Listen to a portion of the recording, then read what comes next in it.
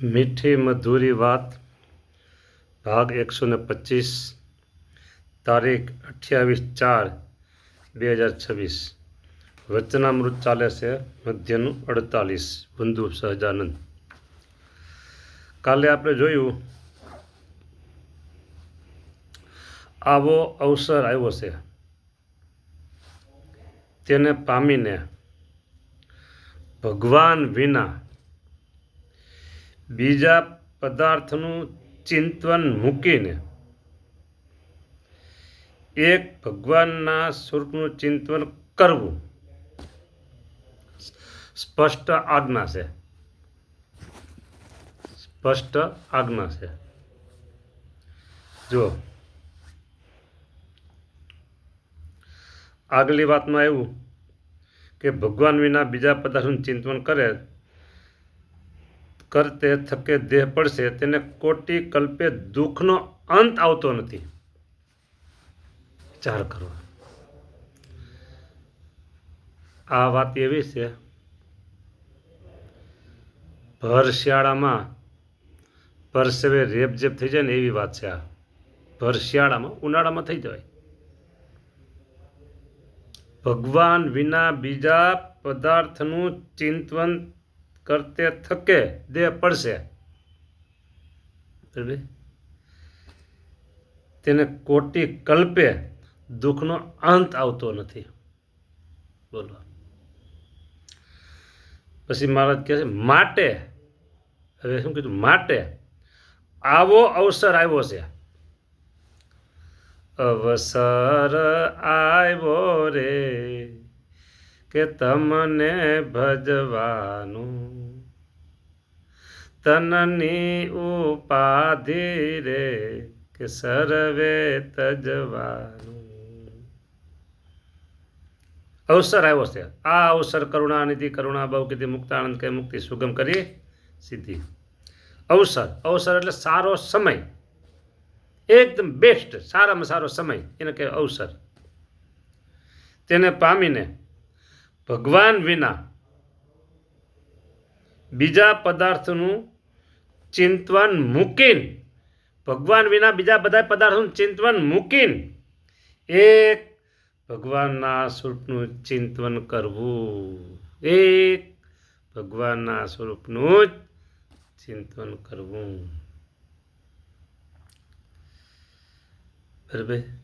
હવે જો ચિંતન ન થઈ શકે તો શું કરવું? હા, એ છે ને. અને જો સ્વામિનારાયણ ભગવાન બધી જ વાતના ખુલાસા કરી દે છે.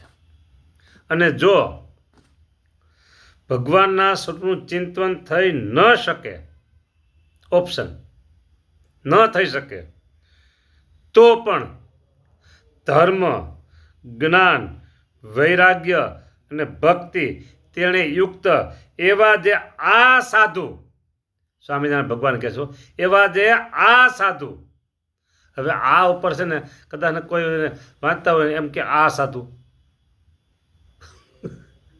પણ સ્વામિનારાયણ ભગવાન એમ કહે છે આ સાધુ એટલે આગળ મુક્તાનંદ સાહેબ ને પ્રેમાનંદ સાહેબ વગેરે સંતો જે બેઠા છે ને, આખું બ્રહ્મસ મંડળ બેઠું છે ને, એને મારા ઉદ્દેશને કહે છે આ સાધુ તેને મધ્ય પડી રહેવું. પડી રહેવું.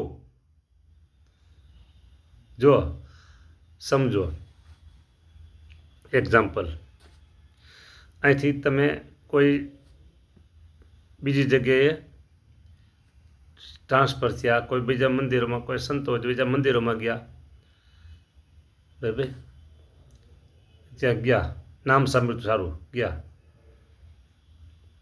પછી આપણી અનુકૂળતા પ્રમાણે ત્યાં નથી, બરાબર, અને હવે અહીંથી પાછું નીકળવું એ તો સામે બીજી જગ્યાએ ક્યાંય સારી સાનુકૂળતા દેખાતી નથી, અહીંયા અનુકૂળતા દેખાતી નહીં, બીજે અનુકૂળતા પણ દેખાતી નથી, તો હવે શું કહું? હવે પડ્યું રહેવું. આને શું કે પડ્યા રહ્યા. મહારાજ કહે છે પડી રહેવું. પણ અહીંથી બીજે ક્યાં ટ્રાન્સફર થયા અને ત્યાં સારામાં સારી સુવિધા, બધી જ પ્રકારની આપણી જે મનગમતી વાત ત્યાં રહી, એ પડ્યા નથી, ત્યાં રહ્યા સાહેબ. અનુકૂળ ન હોય, આપને ફાવે તેમ ન હોય અને છતાંય રહેવું, એ પડ્યા રહ્યા કહેવાય, પડી રહ્યા કહેવાય. વર્ષો પહેલાં ગુરુકુળ નીકળ્યું ને 7 એટલે 19 વર્ષ જેવું થયું. એની પહેલાં અત્યારે રાજકોટ ગુરુકુલ દેવકૃષ્ણદાસ સ્વામી એટલે ગુરુ મહારાજ, એને આ વાત કરી હતી કે બોલો, એ કે ફાવે ત્યાં રહે તો રહ્યા કહેવાય, અને ન ફાવે એવું હોય ને અને રે તો એ પડ્યા રહ્યા કહેવાય. બરાબર. એટલે ઘણી વખત આવી વાતોની સ્મૃતિ હોય તો વડીલ ગુરુ બંધુ યાદ આવે તો મજા આવે. હા, એ વાત કરી હતી ગુરુ મહારાજ. ત્યારે ગુરુ મહારાજ તરીકે એટલું બધું નામ ફેમસ નહોતું, મોટા દેવ સ્વામી એમ કહેતા, અને અત્યારે જે મહંત સ્વામી છે ને એમ કે નાના દેવ પ્રસાદ સ્વામી, નાના દેવ સ્વામી એટલે મોટા દેવ સ્વામી એમથી બોલતા પણ આનંદ હતો. હા, પડી રહેવું. બરાબર. કેવા સાધુ તો ધર્મ, જ્ઞાન, વૈરાગ અને ભક્તિ તેણે યુક્ત એવા છે. ત્યાં પરમહંસો બધા એવા જ હતા, સમજા, એની મધ્ય પડી જવું. હવે અત્યારે સમજો આ વચનામૃત અત્યારે શું કહે છે, અત્યારે એ પરમહંસની જે પંક્તિ હતી એ પંક્તિ અત્યારે નથી, તો અત્યારે કોઈ મુમુક્ષુને શું કરવું? બરાબર. તો અત્યારે મુમુક્ષુને જે સાધુ મળ્યા હોય અને એ સાધુમાં આવા 4 ગુણ હોય તો એને મધ્ય પેડું રહેવું, એના ભેડું રહેવું. લ્યો, હા, વધારે હોય તો મધ્ય કહેવાય, અને સિંગલ હોય તો એની સાથે રહેવું. હા, આ 4 ગુણ હોવા જોઈએ. પછી એક સાધુ એકલા છે, એક સાધુ મંડળ છે, મેઇન મુદ્દો 4 આ ગુણ હોવા જોઈએ, તો એની સાથે રહેવું. લ્યો, અને અમારે પણ એ જ અંતરમાં વાસના છે. ભગવાન સ્વામિનારાયણ કે અમારે વાસના છે કે જે આ દેહને મૂકશું પછી કોઈ રીતનો જન્મ ધૈર્યનો નિમિત્ત તો નથી, તો પણ અંતરમાં એમ વિચારીએ છીએ જે જન્મ ધૈર્યનું કોઈ કારણ ઉત્પન્ન કરીને પણ સંતના મધ્યમાં જન્મ ધરવો એમ જ ઈચ્છીએ છીએ. હવે જો ઘણી વખત સંત મહિમાની વાત આવે ને ત્યારે લોકોનું મોઢું બગડી જતું હોય છે, પણ બગડવા નહીં દેવાનું. તમને કહું, ભગવાન સ્વામિનારાયણ કેટલો મહિમા ગાયો. ભગવાન સ્વામિનારાયણ પોતે શું કીધું? અમે એમ કીધું. ભગવાને એમ કીધું અમે. બરાબર.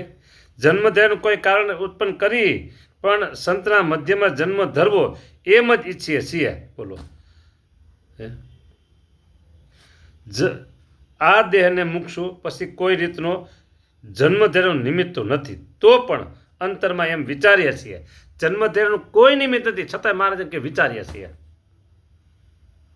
બોલો, સંતના મધ્યમાં કેવા આવા ધર્મ, જ્ઞાન, વૈરાગ્ય અને ભક્તિ આ 4 હોય તો એવા સંતના મધ્ય ભગવાન પોતે જન્મ ધરવાનું ઈચ્છે છે.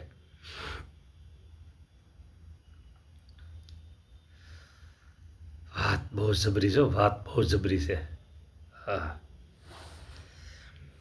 અને જેને એક કીર્તનમાં એટલે વંદુ સહજાનંદ એક કીર્તનમાં કહ્યું એવી રીતનું ચિંતન થતું હોય તે તો કાળ, કર્મ અને માયાના પાસ થકી મુકાયો છે. બોલો, અને જેને ઘેર એવા પુરુષે જન્મ ધૈર્યો તેના મા બાપ પણ કૃતાર્થ થયા જાણવા. અને ભગવાન વિના બીજા વિષયનું જે ચિંતન કરે છે તે તો અતિશય ભૂલો છે. એમ નહીં, અતિશય ભૂલો છે. હા, આપણે હું અહીંથી અત્યારે લોકેશનમાં રાજકોટ મંદિર કહેવાય. બરાબર. હવે મારે જવું છે અહીંથી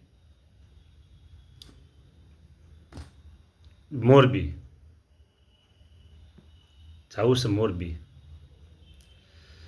તો રસ્તો લેતા હું ચડી ગયો, સાંભળજો, હું ચડી ગયો અમદાવાદના હાઈવે પર.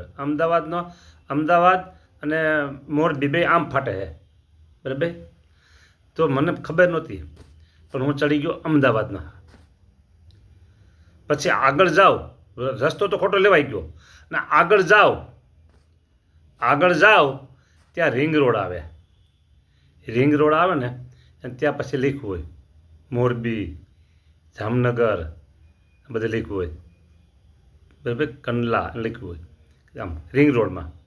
તો ખબર પડે કે આપણે તો ખોટા રસ્તેથી જવું છે આપણે તો મોરબી ના, તો અત્યારે આપણે અમદાવાદ. તો આ રિંગ રોડથી હવે પાછા આમ જઈ અને પછી આમ મોરબી તો આ મળી જશે. આ ભૂલા ખરા પણ રસ્તો પાછો મળી ગયો બરાબર. હવે સ્વામિનારાયણ ભગવાન શું કહે છે, તે તો અતિશય ભૂલો. કેવો? અતિશય ભૂલો. એટલે હવે જવું છે મોરબી અને રસ્તો લીધો સીધો ભાવનગર અથવા જુનાગઢ, તો મોરબી આવે ન આવે. એ અતિશય ભૂલો.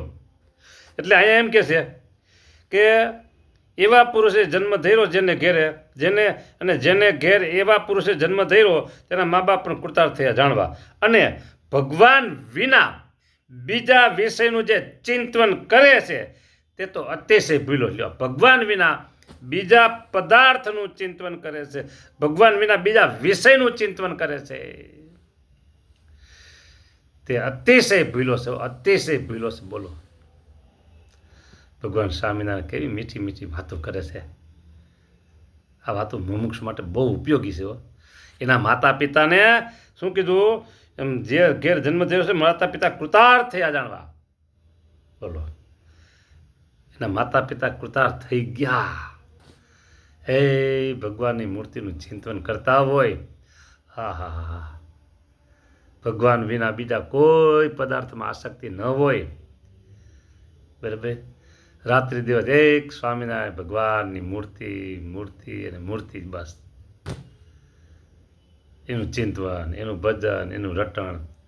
તો કૃતાર્થ થઈ ગયા મા બાપ. એ પોતે તો થઈ ગયો, અને જો બીજા વિષયનું ચિંતન થાય છે તો અતિશય ભૂલો છે. જય સ્વામિનારાયણ. ભગવાન સ્વામિનારાયણ બધાનું મંગલ કરે એટલી પ્રાર્થના કરી દઉં.